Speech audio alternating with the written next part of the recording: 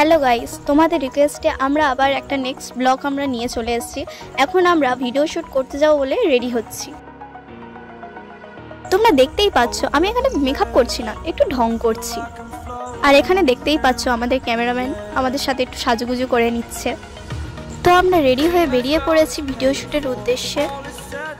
আমাদের ক্যামেরাম্যানটা খুব বাজে, আমি পাশে দাঁড়িয়ে আছি দেখেও আমাকে চিমটি কাটলো। রিজুও তার জরুরি কিছু কাজ সেরে চলে এলো আমাদের সাথে। দেখো দেখো কেমন পাগলামো করছে। তারপরে আমরা ভিডিও করছি দেখে কেমন স্টাইল মারছে দেখো। ছোটবেলার কথাটা একটু মনে পড়ে গেল, তাই তিনজনে মিলে একটু দৌড়াদৌড়ি করে নিলাম। এই যে আন্টিটা আসছিল আমাদের পাশ থেকে একটু উৎসাহ দিল আমাদের। এখানে সোহিনী আবার ঝগড়া করছিল যে রিজু চিটিং করে জিতে গেছে।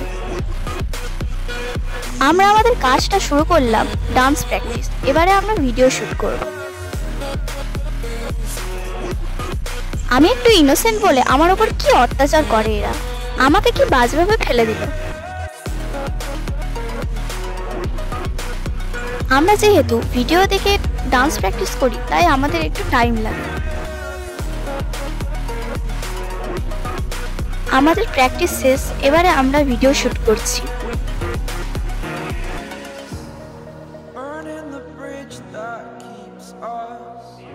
আমরা আরো একটা ভিডিও করার জন্য ডান্স প্র্যাকটিস শুরু করলাম। ভিডিও করতে এসে তো আর একটা ভিডিও করে বাড়ি চলে যাওয়া যায় না, অনেকগুলো তো ভিডিও করতেই হবে।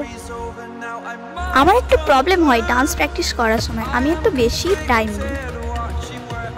তো তোমরাই বলো, আমি কি এটা ইচ্ছা করে করি? আমার তো প্রবলেম হয়, আর এরা সবসময় আমাকে অপমান করে। আমাদের ক্যামেরাম্যান একটু আলাদা আলাদা পোজে ভিডিও করতে ভালোবাসে, তাই এখন ক্লান্ত হয়ে গিয়ে বসে বসে ভিডিও করছে। আমাদের বাড়িতে অনেক প্রবলেম আছে, তাই আমরা লুকিয়ে ভিডিও করি। তাই রাস্তাঘাট থেকে অনেক চেনাশোনা লোক যায় বলে আমাদের ভিডিও করতে খুব অসুবিধা হয়। আমরা যে ডান্সটি প্র্যাকটিস করছিলাম সেই ডান্স ভিডিওটার কিছুটা অংশ তোমরা দেখে নাও।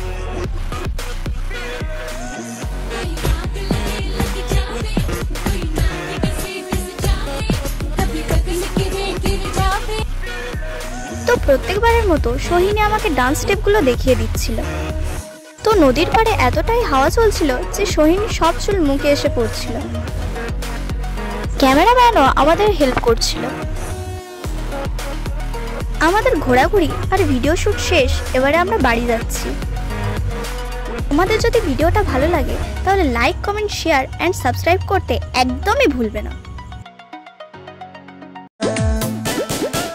साउथ का हीरो वाला